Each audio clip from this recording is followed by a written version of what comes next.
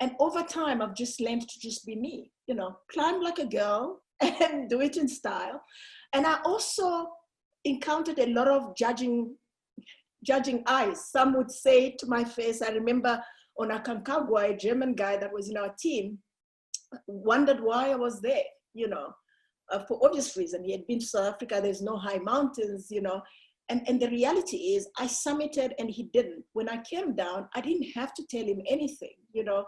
It's just, you know, sorry you didn't make it. And I know that next time you see somebody that looks like me, you judge them by their ability and not necessarily by what they look like. And I think the world needs to learn how phenomenal us as Africans, Black or white, male or female, actually are. And we need to proudly just walk in there to say, "Sengfile, I'm here," you know.